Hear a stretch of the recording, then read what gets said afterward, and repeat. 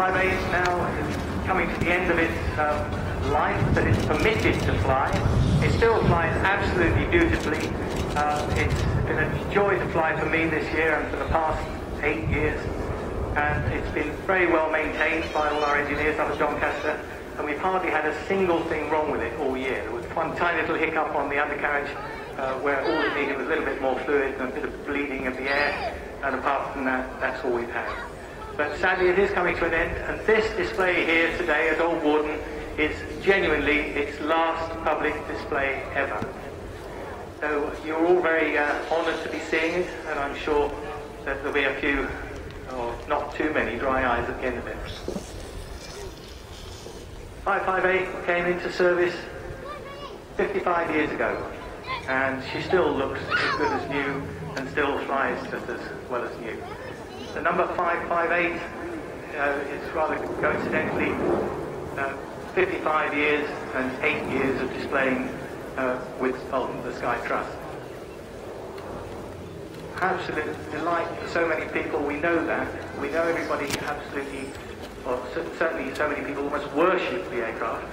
Those of us who fly it primarily love flying it, but don't let any of you think that we don't care about it just as much as you. So it's coming in now, stage right, for what will be a slightly unconventional Vulcan display, but in essence the same idea.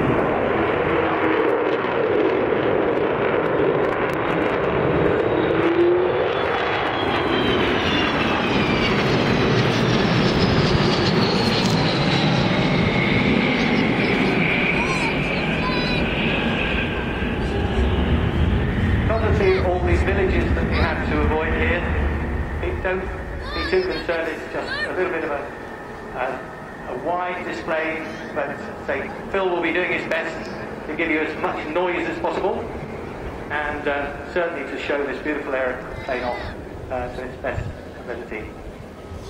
Coming right now, come in on straight towards the crowd, and when we'll be pulling up into a spiral climb. It doesn't go very high, but it enables us to put full power on for a good few seconds to make the earth shake.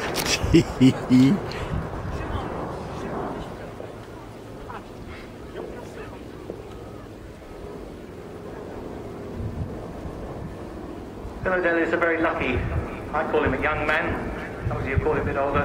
He's also the chief test pilot for Rolls-Royce, and he has his own Spitfire PR-19 as well to play with.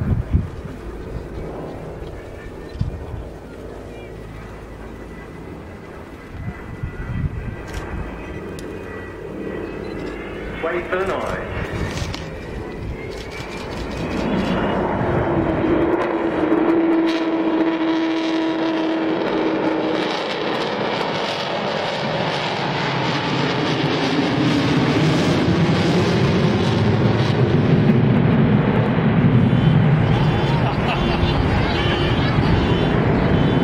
Set the alarms off.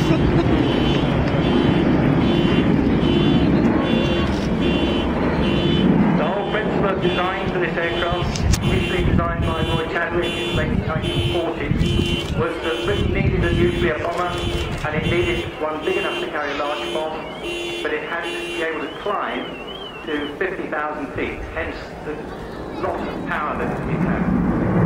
It also had to manoeuvre up at that height, and in its era, nothing could outmaneuver it at above 50,000 feet. None of the fighters of that generation could outmaneuver it, and it would been very, very hard to be shot down by air-to-air missiles, and the surface-to-air missiles were not very well developed either.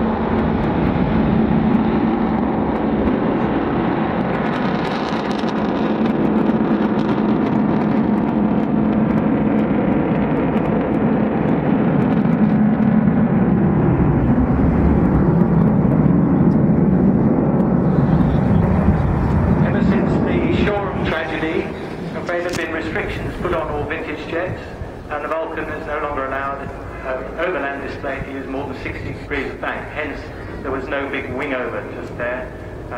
Kev Ruman's famous is rather over bank wing overs, but I'm afraid we can't do it here. Waiting now should come in and go into a left turn, wait for the bomb doors to open.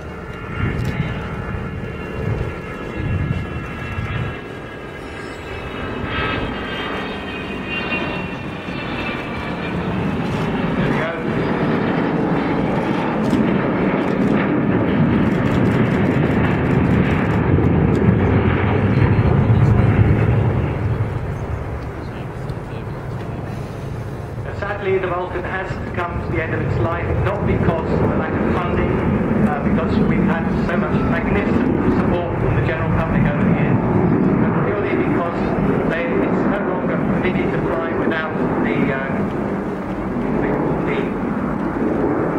companies, the large engineering companies who monitor the safety of the aircraft. None of them have the expertise, I reckon, anymore to keep an eye on this aircraft. So this is why it's coming to an end.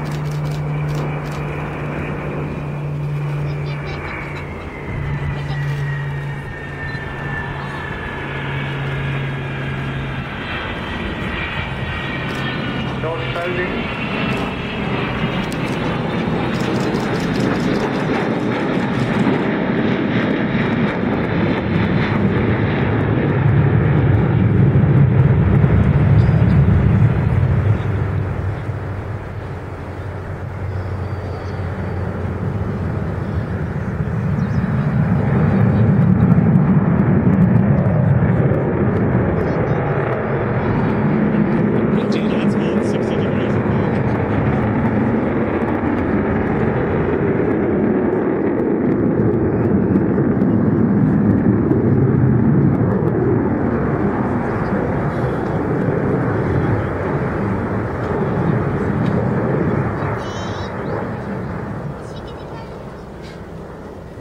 Turning back round now, and then we'll come back in for probably the last time you may be hearing that roar of these wonderful Olympus engines.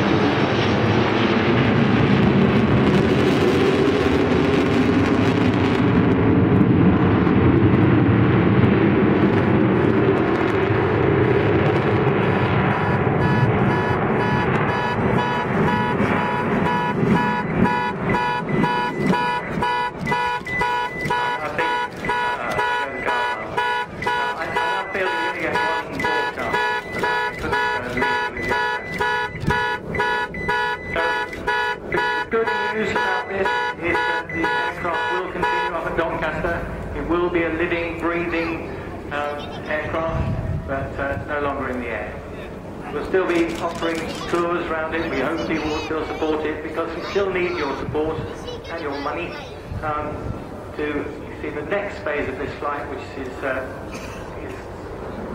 moving ahead quite well to become an aviation academy.